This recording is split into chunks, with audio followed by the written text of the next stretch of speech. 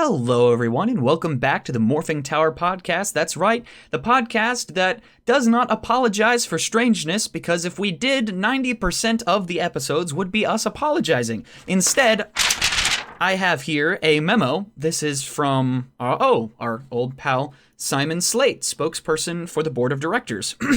It says, over the past couple years, there have been mounting concerns about the abundance of birds swarming the roof of our office building. It pleases me to report the problem has been resolved to our satisfaction, and now the window washers may resume their good work, keeping the building looking pristine. There were rumors circulating the Morphing Tower that the corpses of several window washers were being lowered by damaged scaffolding equipment. We, the board, denounce this gossip as pure fabrication and attribute it to just how filthy the windows have become since the washers have been preoccupied. We ask that all employees quit their gawking and return to their desks. Signed, Simon Slate, the spokesperson for the board of directors. Now, normally that would be the only memo I would read. However, it would appear I have yet another paper airplane message. Probably, yep, it's from Sleeper. Big surprise, our strange on-looking friend from the next building over. And it reads, "The birds actually did it. They attacked and picked away the top floor of the Morphing Tower, like it was organic. After their numbers were sufficiently bolstered by the window in the aviary being left open, they attacked after the strange man in the cloak gave the word. Then the window washers came up the sides of the building. They fought like their lives depended on it, but the strange man controlling the birds only retreated after the whole top floor was gone. It was very close. The washers almost seized him, but he gave the word and was taken away by the huge cloud of birds. I'm not certain, but I think he might be on top of the building I'm in. The Gladwell building. I lost sight of him in a cloud, but I've been seeing feathers float down past my balcony. I must speak with this strange man. If he can escape, maybe others can too." Signed, Sleeper. So, there it is, folks. The big bird window washer war is finally done. Well, I am joined today by a very special guest, Bill from Fork in the Road. How you doing? It's great to be here. Yeah, speaking of be here, you want to explain, is this, I see some cabins and some tents, is this an indoor campground? Yeah, something like that. There's lots of camping equipment out here. Looks like something my good friend Chip would probably like. Chip likes camping? Yeah, he does actually. He's a big outdoor person. That's actually how we met. I was out hiking one day and I was watching NASCAR on my cell phone walking around. Chip saw that I was watching that, and he found out that I was a NASCAR fan, and he was a NASCAR fan, and asked if he could sit down and watch it with me. And that was the start of a friendship. So you stumbled into Chip in the woods. That is correct. Yeah. I'm not completely sure what he was doing out there. I was, like I said, just on a hike, but apparently my cell phone carrier was better than his, so we sat down and we finished watching the rest of the race. Oh, well, there you go. The deep hidden lore of how Bill and Chip first started making NASCAR content together. That's cool. So before we started recording here on the terminal, I went online and I was just curious what some of the biggest superstitions in NASCAR are. Now, I know you'll probably know several of these, and you can let me know which ones you're familiar with and which ones you're not. But I pulled up multiple lists here. So I'll just read from, let's see, this is from Flow Racers. This is from their blog, and it's titled, "What are the biggest superstitions in NASCAR?" by Rich Upong, and it's dated February 2nd, 2022. The number one that they have is number 13 in NASCAR. This one seems like obviously. Which they have written here is triskaidekaphobia, or the fear of the number 13, is certainly a mouthful, is the technical word for a phobia of the unlucky number 13. This superstition is ingrained in Western culture in general and is most definitely a common thing among NASCAR drivers. Yep, yeah, that's definitely. I mean, 13 is a superstition, obviously in general, but yeah, there haven't been a whole lot of notable drivers to run the 13. Most recently, it was Ty Dillon ran that. It's a Geico car until 2020, I believe that was. But actually, the timeline or the time period that the NASCAR alternate history series that Chip and I record, Fork in the Road on YouTube, runs in. There is no number 13 car in that time frame. There was Wait, not a really? yeah. If you watch Fork in the Road, nobody had the number 13 at that time period, and I guess none of our semi-fictionalized. I mean, we try to keep it realistic, obviously, to what we think might have happened, but drivers have used the number 13. Yeah, there is no 13 in either of the seasons of Fork in the Road. That's really interesting. I only just recently found out. I was doing some research on just various art forms over the years, and I found out that apparently dating as far back as like the tarot deck, number 13 is like the death card.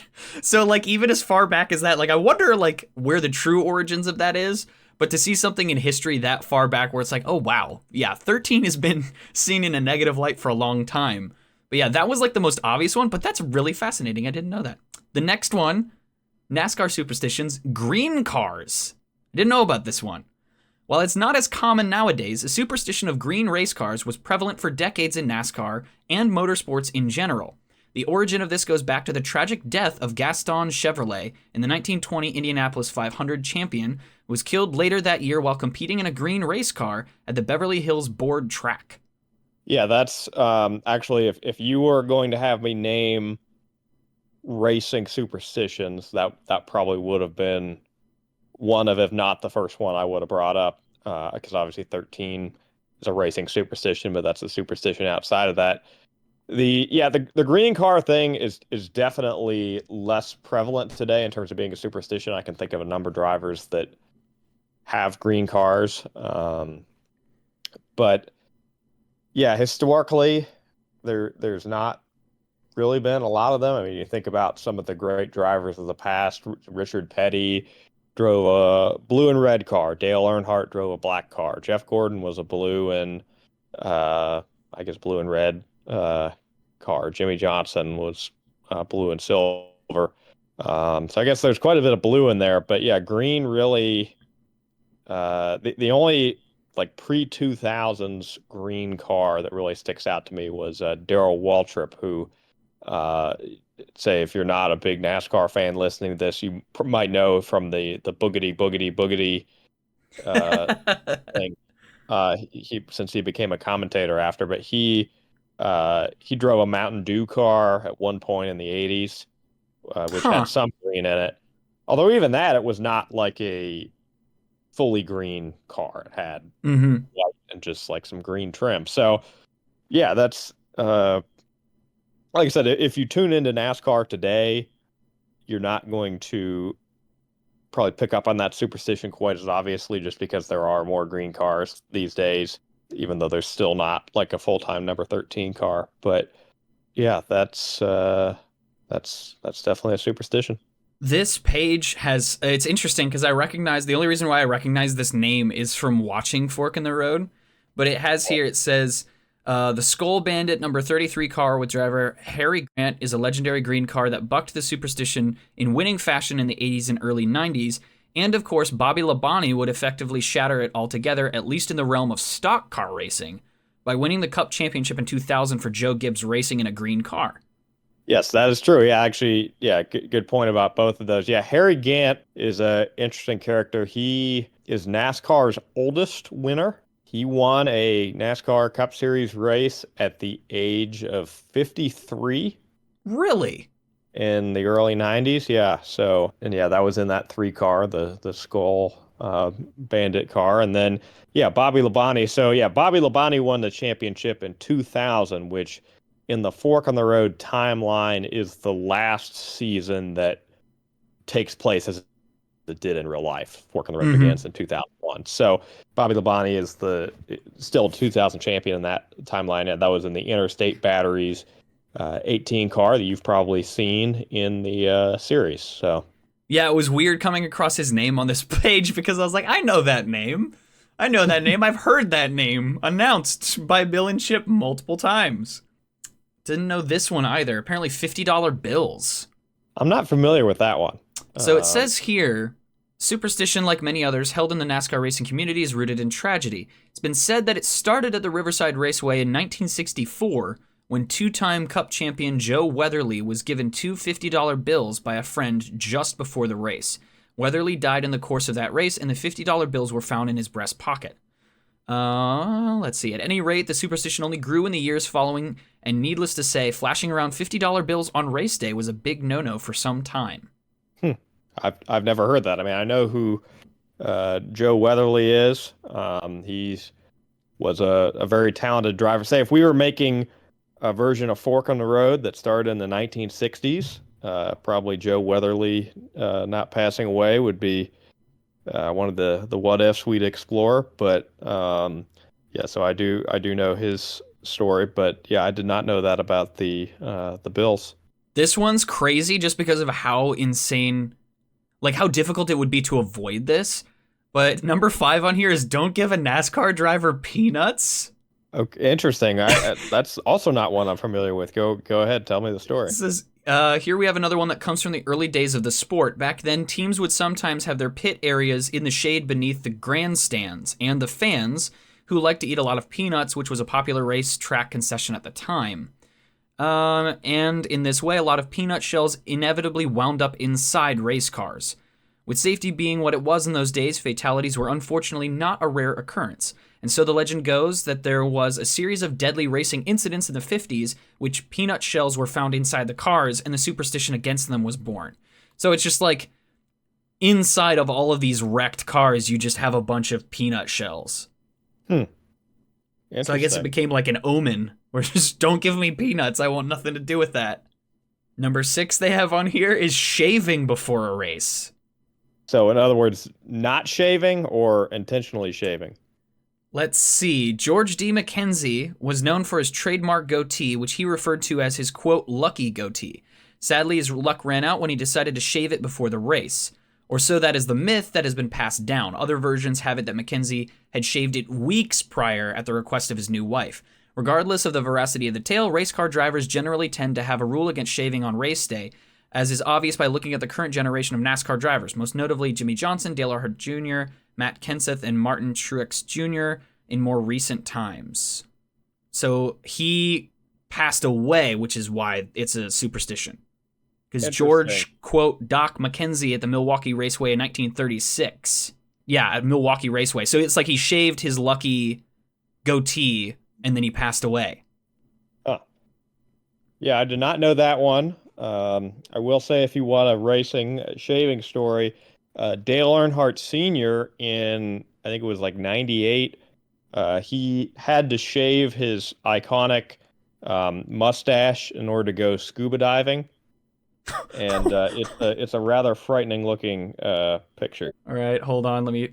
Oh, that's. Oh. Actually, here's another one coming on the terminal right now. Dude, that's so weird. That is so weird. He looks so weird without a mustache. Yeah, it's not right. So, I'm not even like a huge racing person. I just know that his face like needs a mustache. Like that's so weird. That's crazy. Imagine being told in the moment that you can't go scuba diving unless you shave. Yeah, I don't know. It must have just been something with like the scuba mask and it probably wouldn't fit to his face or that's weird. That's so random. Being like, that's the last place you'd be expecting. I was like, oh no, I'm sorry, you can't go down. You have to shave first. What? I don't think Dale won any races without the mustache, so maybe it's true. Yeah, but sorry, continue. Number 7, NASCAR drivers dressing on the right side first. Okay, that's another one I've not heard. This is interesting. So it says some drivers in NASCAR and other racing sports, for that matter, favor the right side for luck.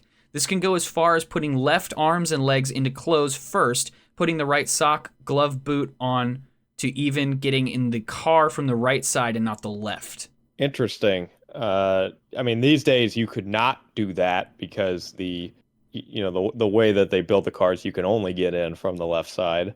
So say if we have any listeners that aren't a big NASCAR fan, say so in NASCAR they climb in through the window. There's no door, and the reason they have no door is for safety. That obviously during a crash, a door could go flying open, so that's why it's just the window. But the right side window is permanently closed. Yeah, you can't roll down the windows in a race car. So the only window that is open is the left side window, and they put a net up when the driver's in there. The reason it's a net is that way it can't shatter. I had the pleasure of getting to watch a couple NASCAR events with you and Chip, and something that I had never thought of before is like the cameras that they have mounted on the inside of the cars. So when they get into like a wreck, you see just how much is going on. You see how much play the wheel has, where they have to whip their hands off of the wheel so that way their fingers don't get broken. Like, it is so violent when that happens. It's so crazy to see that angle, because for the longest time, viewers, spectators would have no idea just what goes on when you're in a crash at that speed. Yeah, I mean the amount of G-forces in there is crazy, and they're just kind of along for the ride too. Once it starts spinning, you might as well let go of the wheel and not risk hurting a finger, and because you're not going to be steering that car. In-car cameras have become a lot more prevalent over the years. It used to be they just put it on a few select drivers' cars, and what they'd actually do is then they'd have to put a dummy weight on the cars that didn't have cameras. So it was all even. Yeah. But these days, obviously, cameras are small enough and cheap enough they can put them in every car. And one thing that is neat is that just allows you to see lots of little things that happen throughout a race that you may not have seen otherwise. There was a rather humorous incident a couple years ago where Joey Logano, now the defending Cup Series champion, he blew all the tires and a spin out of his car. His car still worked, but all the tires were blown out, so he needed a tow to get back to the pit to put new tires on it. And the tow truck came over to do that, and was taking a while. And so anyway, so there's this video, because they actually live stream all the in-car cameras online now. And anyway, so somebody clipped from that a video of him cussing out the tow truck driver, telling him to go faster. And so yeah, that's the kind of stuff you get these days with having the cameras everywhere. It's just a fun, different perspective on that. Though, number 9 on this list. This one you're definitely gonna know because I've heard you name drop this before. But there's 2 more left. This is the most prominent, and then I'll end with one that's a little bit more heartwarming. So number 9 here they have listed as the Talladega Curse. One of the most widely known bits of stock car racing lore is the legend that Talladega Superspeedway was built upon an ancient Native American burial ground and is cursed. It has certainly been the site of many of the most frightening accidents in NASCAR history, not to mention one of the most bizarre races ever held. That race was the 1973 Talladega 500, in the middle of which driver Bobby Isaac, who had won the Cup Series title 3 years previous, pulled his car into the pits and retired on the spot in a seemingly spontaneous and most unusual move. The story that has been passed down is that Isaac heard a voice in his head tell him to stop immediately or he would die. Yep, that is a story that I've heard too, and just in general, the whole legend of it being built on a Native American burial ground. There's actually a great video by YouTuber Imp Lemon. Oh, I think I've heard of him. Yeah, he's made a number of things. But anyway, it's called Talladega, NASCAR's Most Feared Track. And it kind of goes into that legend. He ties it together very well at the end. Brad Keselowski won a race at Talladega driving a car sponsored by a Native American run casino.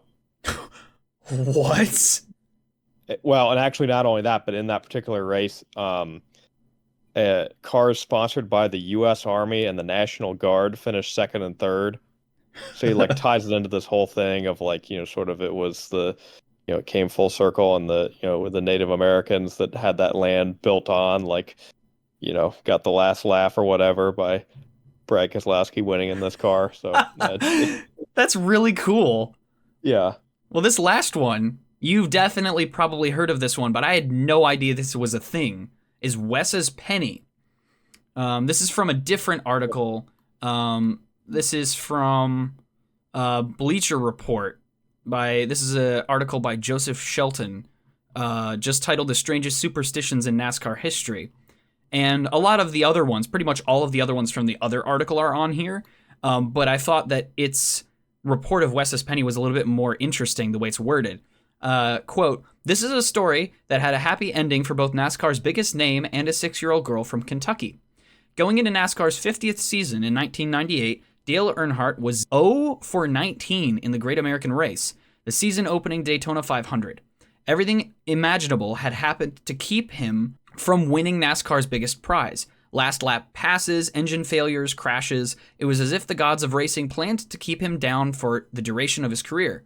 Meanwhile, 6-year-old Wessa Miller was an Earnhardt fan with spina bifida, a condition where the spinal cord is malformed and without the protective soft tissue and skeletal coverings. She had to use a wheelchair to get around.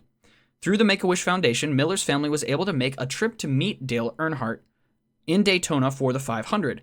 Miller had a gift for Earnhardt, one that she believed would give him a little luck, a penny.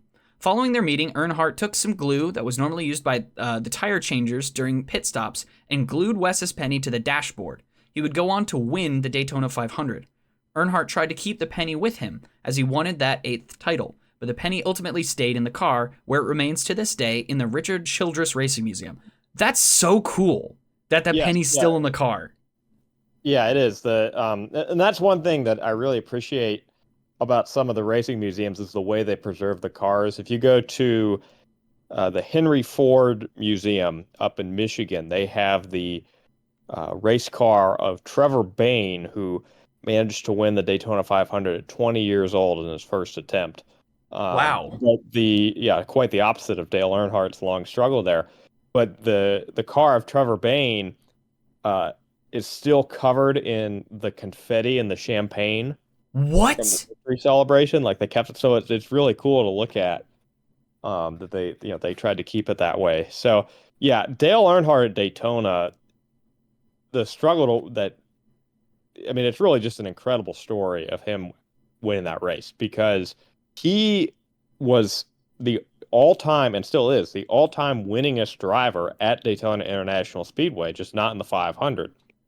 NASCAR races there twice a year. They have the 500, then they have a 400-mile race in August. And Dale had won that race before. He had won. They do 2 qualifying heats for the Daytona 500 because more than the number of starters usually show up for the. Well, actually, yeah. If you've walked Fork in the Road, you've seen the twin 125s. Mm-hmm. So yeah, Dale Earnhardt actually won the twin 125-mile-an-hour qualifying race 10 years in a row. Wow.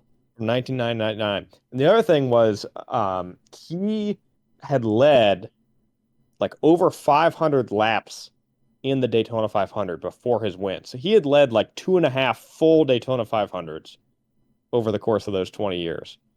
If you add up his laps led total, he absolutely was somebody everyone's like, he deserves to win this race, but he just could not get it done. He blew a tire in the final corner one time while leading. Ugh. So when he finally won in 98, there's these incredible images of when he drove down pit road after the race, all of his competitors came out to give him a high five. Oh, that's awesome.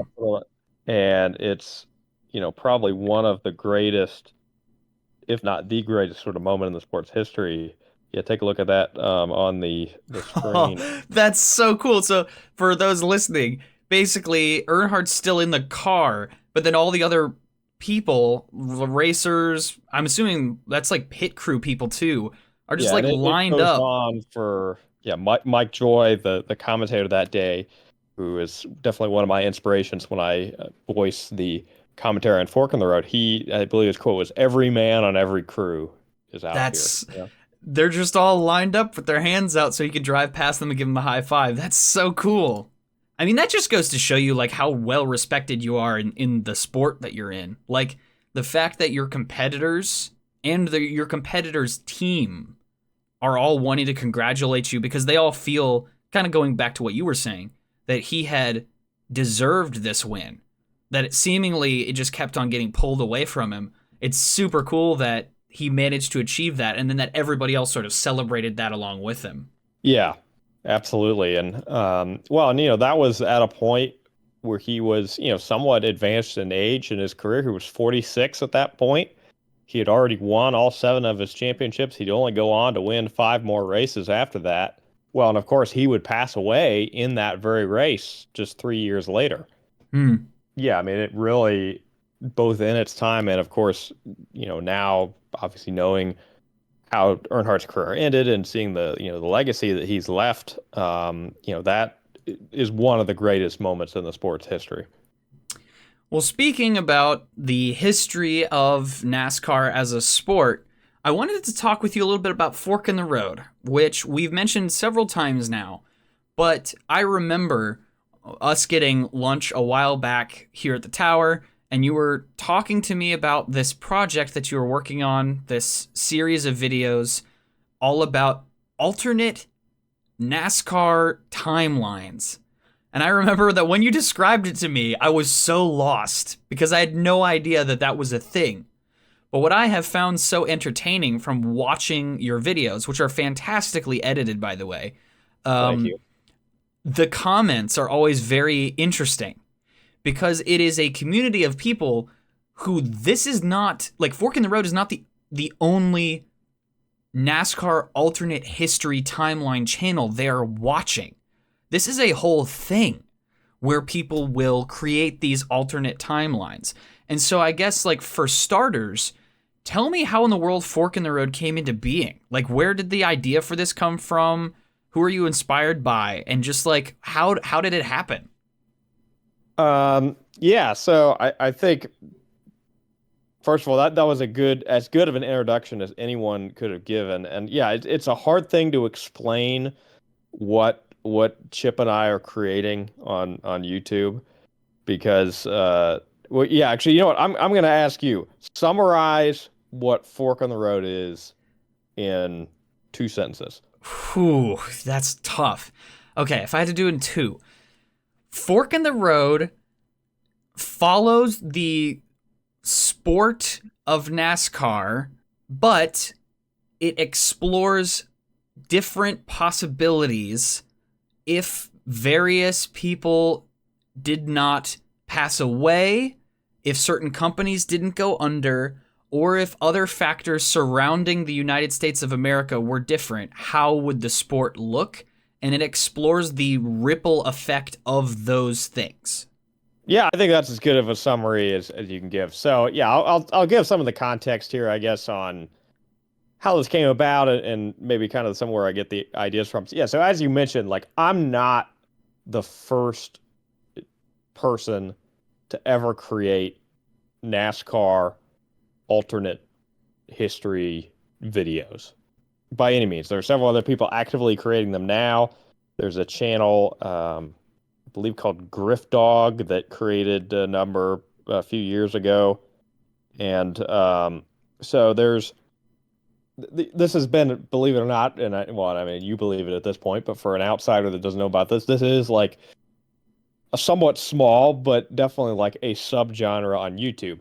And almost all of these, including how we do it with Fork on the Road, are made using a video game called NASCAR Racing 2003 season, which, yes, is from the year 2003. But essentially, what's so notable about this game is it's incredible. It's really ahead of its time, uh, in its quality, but it's also one of the most recent NASCAR games ever released for the PC. And for a long time, it was the most recent NASCAR game ever released for the PC. So that meant a large modding community formed around this game. And it's basically turned into essentially like the NASCAR answer to Gary's mod. So you can download all kinds of, historical cars and tracks. People, you can run the 2025 cars and tracks on there. You can make your own tracks. Somebody made a Formula One mod for that game. And the other thing is the AI system on there is really good, and you can give the different vehicles stats in terms of the how the driver, you could do driver skill, pit crew skill, driver aggression. So like that's something when I'm making, because I have to make the ratings for these drivers for Fork in the Road, and so like I'll a lot of times give rookie drivers more aggression. They're more Hmm. prone to making those kind of mistakes, where they spin themselves out, because just like in real life, they're kind of learning the ropes of racing. And one thing that's particularly great about that system is you can even um, it's not like a singular rating, like, oh, Dale Earnhardt's a 70 rated driver, but it's actually a range. So you say like Hmm. Dale Earnhardt is between 60 and 80, and then it does a dice roll for each race for that. So that's how you can really Interesting. get in a somewhat realistic fashion, you know, different drivers do well in different races, but at the same time, like generally the same drivers will be in the top half, every race. Which that's a Just smart system because you know that certain drivers have certain floors and certain ceilings, like you said, that are going to remain fairly consistent. It wouldn't make a lot of sense if every time for either, Earnhardt Junior or Senior, if you're rolling 0 to 100 every single race, where it's like, no, no, they're not gonna. Their floor is not at 0. yeah, exactly. So it's a good game for a lot of reasons in that respect. And like I said, it's very moddable. Even the properties of the tracks, you can increase and decrease the grip and all sorts of things. And that's some of uh, the things I have to play around with making these videos too. And at this point, I feel like I have a pretty good kind of group of settings for most of the tracks that we've run on in these 2 seasons. In terms of obviously when if you're just playing that game as opposed to simulating a race and recording it, the main concern is competitiveness. Mm-hmm. But if you're trying to record a race, you want it to kind of pass the eye test in terms of being somewhat entertaining and also realistic looking. So it took a lot of trial and error playing around with the parameters on really each individual track to get it to be so like you want maybe a crash in a lot of the races, but you don't want 10 crashes in all the races. You want a number of lead changes, but at the same time you don't want a new leader every lap where it's just a completely random thing. So it definitely took a little while to kind of dial in all the tracks with the different settings to make it so you get races that aren't just follow the leader, and all the cars staying on the Hmm. road at the same time. They're not completely random and they're not a demolition derby. Well, I wanted to talk about that too because you talked about like finding, I guess, your rhythm for creating these videos and setting the parameters and everything. Because I know I'm seeing here like when you go to the channel, the first video or the trailer really was uploaded or went live October 27th of 2023. And in that span of time, again, I'm not trying to overhype your numbers here, but you're sitting at 745 subscribers, which for a channel this young, that is an incredible feat. Like that is so impressive and like you should be so proud of that because it shows the level of dedication and quality of what you're making and that you've managed to find that audience that wants this stuff. And I think it's really cool. Again, just looking at like the comments half the time, every once in a while you'll get somebody who says something snarky, but I would say 99.9% of the time everyone in the comments just goes, awesome video, can't wait for the next one, such a cool one, this is how it really should have played out, all this stuff. And I'm just so, I don't know, I'm proud for you on your behalf at how well this is being received because it's so niche and that's why I love it. Is it's not just an alternate history YouTube channel. It is a NASCAR alternate history YouTube channel where it gets nitty gritty with the NASCAR stuff, but there's even one of the more recent videos that you posted where like the different, or it was the most recent video you uploaded was like the difference in an election. Like how does that affect the sport? Like something that you might not immediately think would have an effect on NASCAR as a sport, you don't know. Again, fork in the road. It's like let's see where this leads, and I love what you're doing with the channel. Yeah, so we're really creating a sort of almost an entirely new world around that. And I would say in addition to some of the NASCAR channels, and in a moment here I can get into some of the what ifs and why we chose the time period that we did to Okay, explore this. But perfect. I say in addition to some of the NASCAR channels that have done what ifs before, I was also really inspired by a TV show called For All Mankind. It's on Apple TV. And that show is the premise is starting in 1969. It's an alternate timeline where the Soviets beat the United States to the moon. Interesting. And the show every season skips 10 years. Every Uh, season?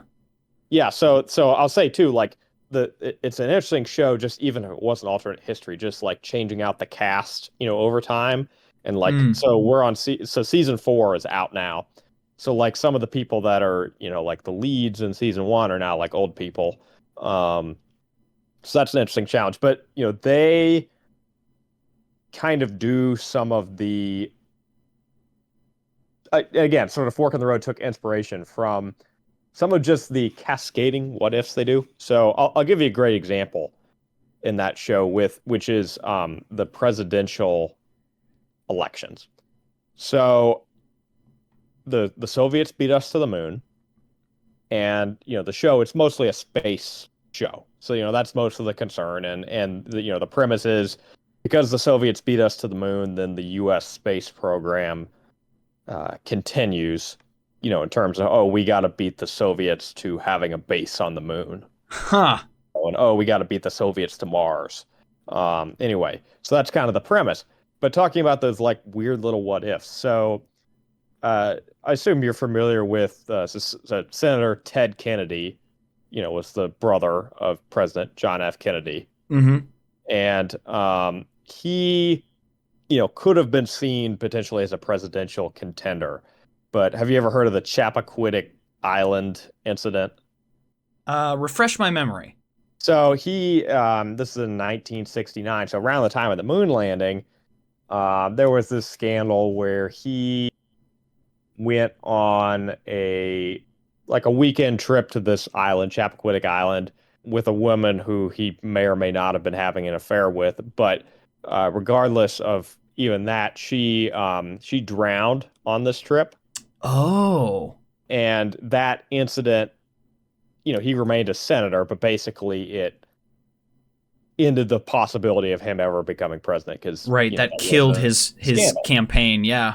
Well, anyway, so in the show, in the first episode, there's this weird, like, there's this little news clipping where they're like, due to the congressional hearing on the Soviets landing on the moon before us, Senator Ted Kennedy has canceled his trip to Chappaquiddick Island. Oh. So anyway, so because of that, then later in the show in 1972, he runs against Nixon and wins. Interesting. But then, so talk about weird, but like very realistic things. So Ronald Reagan, I don't know if you know this, but before, Ronald Reagan got elected in 1980, but he had actually been seeking the Republican nomination for a while, including in 1976. He didn't win the nomination, but he ran against the then incumbent Gerald Ford for the Mm-hmm. Republican nomination. Well, in the For All Mankind timeline, Gerald Ford's not the incumbent, Ted Kennedy is. So Ronald Reagan wins the Republican nomination in 1976. So in this show, Ronald Reagan becomes the 39th president in 1976. Oh, wow. That's already like so different. Yeah, but anyway, so and not to give too many spoilers, but just Fork in the Road, we may be doing some similar directions with that. Fork in the Road starts around the turn of the 21st century. So 2001 was the year that Dale Earnhardt died in the Daytona 500, which was a monumental event for NASCAR, not only in losing its biggest star, but he also, this is kind of an interesting arrangement in NASCAR, he owned a race team that he did not drive for, Dale Earnhardt Incorporated. Hmm. Which, side note, there is a similar arrangement these days with Denny Hamlin co-owns with Michael Jordan 2311 Racing. So he competes against the team that he does not drive for. But anyway, so that meant that Dale Earnhardt's death not only affected Dale Earnhardt's own career, but it affected the careers of all the drivers that drove for his team, which at that time was Steve Park, Michael Waltrip, and his son, Dale Earnhardt Jr. Michael Waltrip So, drove on Earnhardt's team that he owned? yeah. So, Interesting. um, yeah. So anyway, so that's where, Dale Earnhardt dying or not dying in this timeline doesn't really just change the outlook of, that one car and who's driving. It really affects all four of those cars. Yeah. Um, immediately, not to mention any kind of butterfly effects, down the road. But in addition to that, so Dale Earnhardt was the fourth driver to pass away in the span of a year. Really? Um, which is not like a super common occurrence. I mean, NASCAR was more dangerous back then, but it wasn't. Mm-hmm. But it was That's still particularly bad uncommon. here. And all the same injury, which was a basilar skull fracture, which is sometimes referred to as this is going to get a little graphic, but an internal decapitation. So Gotcha. basically, your neck, your head goes forward, even when your body doesn't. Mm. So it's essentially an extreme form of whiplash, which you can imagine, high speed impacts. Um, uh, the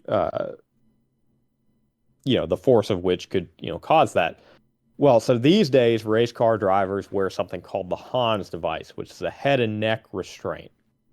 And what that does is it essentially connects the head to the back. So that way when you're in a crash your head can't move forward. Interesting.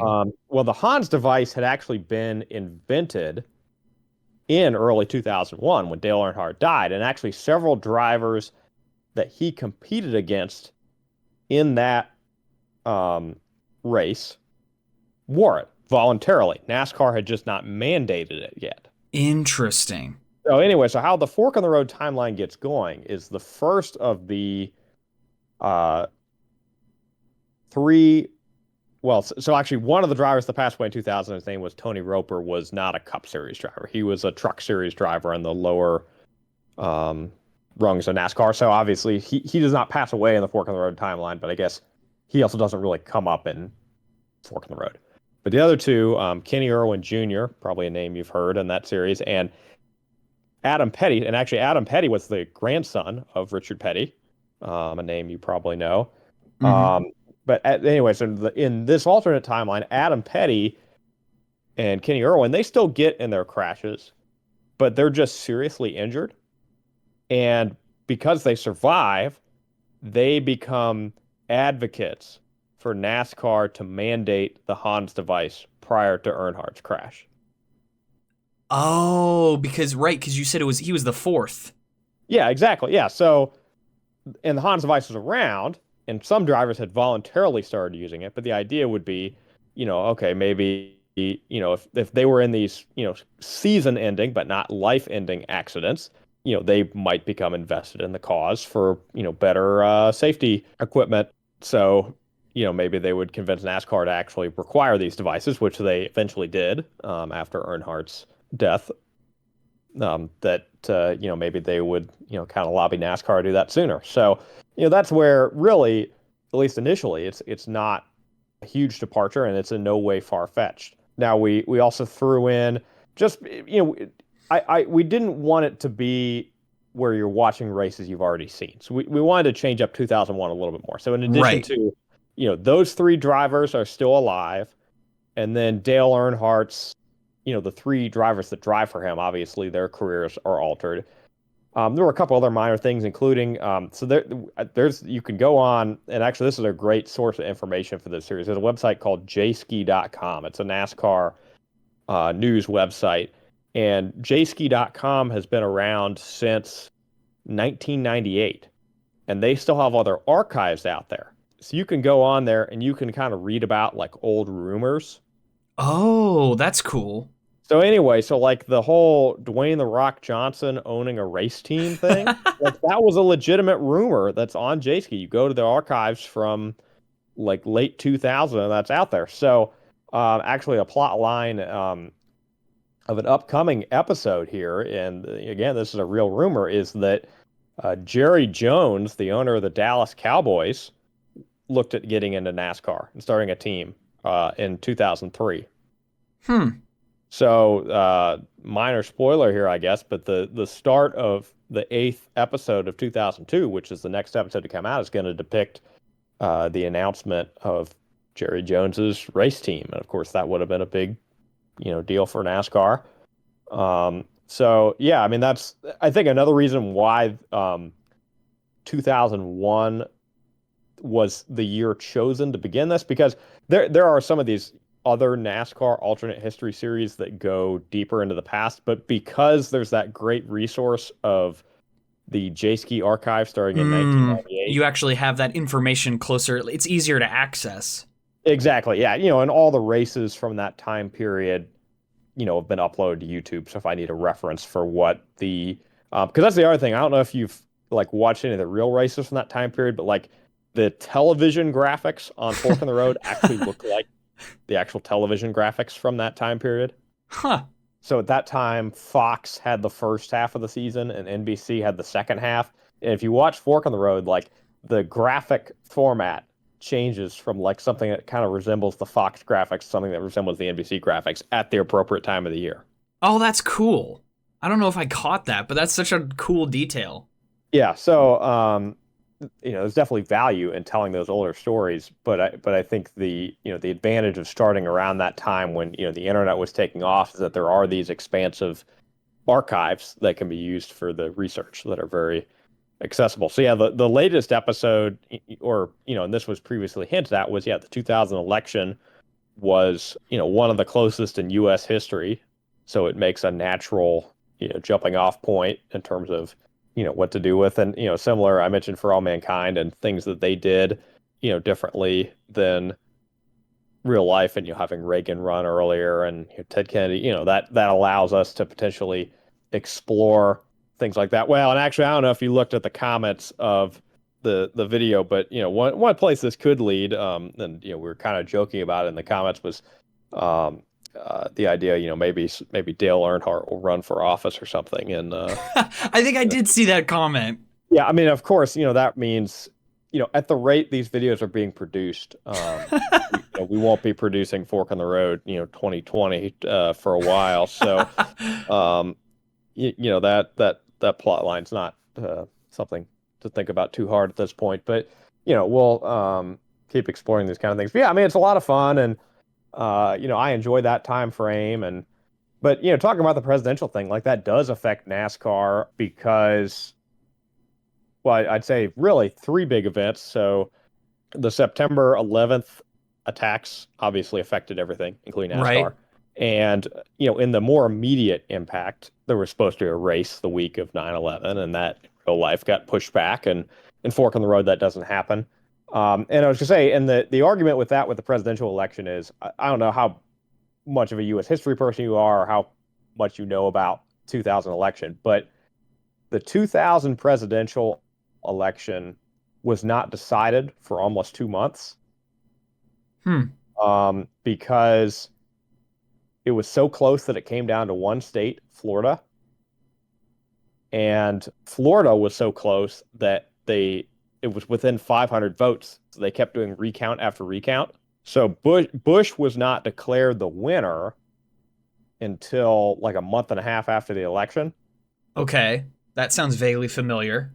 Well, anyway, so some people have argued that since Bush wasn't declared the winner for a month and a half, that meant that he couldn't start the transition or picking cabinet officials for a month and a half. And some people have argued that that may have sort of put the U.S. behind the eight ball on intelligence. Interesting. Um, so, there's, and obviously, part of the appeal of Fork in the Road is we're sort of making a perfect world timeline, right? So we're going to go with the idea of a better thing, and that's not really like a historical conjecture completely, but there's at least a semi-plausible scenario that if the election had been decided on election night in either direction, that maybe the attacks could have been at least somewhat mitigated, which is an interesting theory, and you'll see that in the next season of the Fork and Rogue. And this goes to the level I think about these things. So starting in 2003, two branches of the U.S. Defense Department started sponsoring race cars.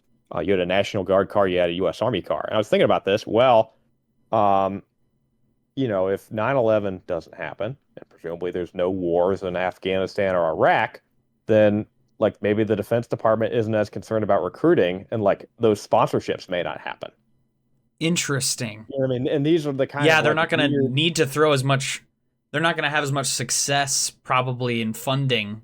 Yeah, and they just might not be as concerned about that, if they're Right. not in these conflicts. So like these are the kinds of like weird butterfly effects, that living in a larger world, you know, can can create. So I have a very long spreadsheet of ideas, some of which wouldn't happen for 5 or 10 years in this timeline, but there's definitely some intentionality in where things are being built towards. I can say that. So Yeah. Well, again, as somebody who's like the only, let's see, two times I've watched a NASCAR event was with you.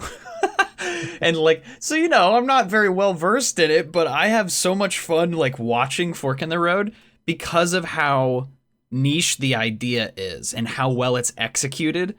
And like, I can't wait to see like what you make moving forward, because I know I know you're going to put a lot of thought into it, and that you're going to, take your time to make like a quality thing. Like hmm. between the work that you and Chip put into it, like I'm sure it's going to be really fun to watch. Yeah, well, I mean, and that's the other thing too, is that uh, sort of the motto that Chip and I have is try to make it so if you didn't care about NASCAR or even the alternate history stuff, like it would still be entertaining, you know? Yeah. Um, so I mean, Chip and I, we make a lot of, little jokes and things during the races, keep the videos of, a somewhat reasonable length, keep things moving along, and keep them of a decent quality. So, even if you, like I said, you take away all those other things, well, just kind of being inspired by, there are a lot of YouTube channels that make either like stop motion races, or I don't know if you ever watched the like downhill diecast racing. Haven't watched Diecast, I don't think. Yeah, so there's a YouTube I've channel, I seen think called marble races. 3D. Yeah, it's the same idea, but there's a channel called 3D Bot Maker, um, that does that, and he races like Hot Wheels cars down a hill, and but they're like really well, and he gets tons and tons of views for like what seems like a really simple concept, just because like they're really well produced and the commentary is good and stuff like that.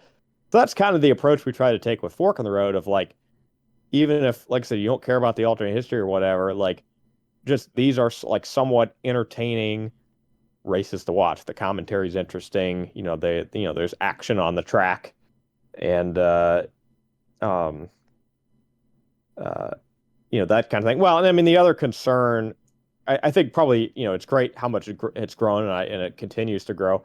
I think probably a concern for the future that Chip and I have is we don't want it to be too hard to get into. You think Ah, about it, after the second season is done, there'll be probably somewhere between 12 to 14 hours of Fork in the Road videos.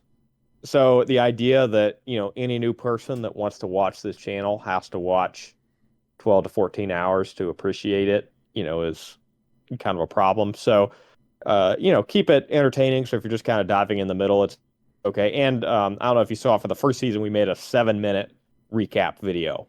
yeah, I was just going to say that I think that having that as an option, that's the key. Because I really think that most people, or at least this is how I operate when it comes to like podcasts. Like when I find a new podcast, I am overjoyed that I have a backlog to work through. Like maybe this isn't how everybody is wired, but when I'm invested in something like that or find something interesting, I gain immense pleasure from knowing, oh, I have so much content that I get to watch to like catch up, and that's not a super daunting thing for me. It might be for some people, which is why I think having those end of season recaps is good, so that way the option is there. But honestly, for people who watch this sort of content on YouTube based solely on, like I said, the interactions with your audience in the comments, I don't think that's very daunting for a lot of these people. I really don't think that they would have a problem going back and watching through these because of just how good they are. Yeah, I mean that definitely is one thing that's been remarkable and amazing about this experience is just seeing, yeah, the feedback, and I mean that, I love getting on there, reading the comments people have to say, and when we do the premieres for the new ones, usually get. I think this last time we had a new one, we had a live premiere. We had like 50 people on, synchronously, watching it and talking about it together. That's Um, awesome. so that's a lot of fun, and we try to engage the community. So NASCAR has a real life most popular driver award they do every year. So like we're letting the community vote on that. I Um, saw that, yeah. well, and actually the other thing we do, so the NASCAR All-Star race, which at that point was called the Winston, has a fan vote where out of the drivers that are not already in the event, the fans vote them in. Well, actually, our Patreon members get to participate in the fan vote for that. Oh, that's really smart. So yeah, I mean it's neat to get to see them, influence what we're getting, a little bit too. So All I'm missing from you and Chip at this point is a t-shirt design with the primary color arrows worked into that. yeah, I we've need thought that. about that. I mean, I'm not sure we're quite at the point for merch. The other idea that we've talked about is, I mean, you have to genericize it obviously for copyright, but like making like alternate universe like driver shirts or like victory shirts. That's such a cool idea. So like so, in the spoiler here, but for people who haven't watched, but so in the Fork on the Road 2001, Sterling Marlin won the championship, and in real life he finished third in the championship that year. So like it's plausible that he could have won that year. But like, could we make, and again, obviously copyright, you can't make a Sterling Marlin shirt, but like his car number is 40 and it's a gray car. And like, could we make like a gray number 40, like 2001 champion shirt? That would be so cool. So yeah, I mean, we got enough things going on. I think, obviously we want to focus on first and foremost making great videos. So that's not something that we're like immediately going to jump into, but those are the kind of things that this keeps expanding and we continue to get the great support that we do that we might be able to look at. Awesome. Well, I think it's about time that we wind down the podcast episode here. So, yeah, I guess I'll be leaving you to.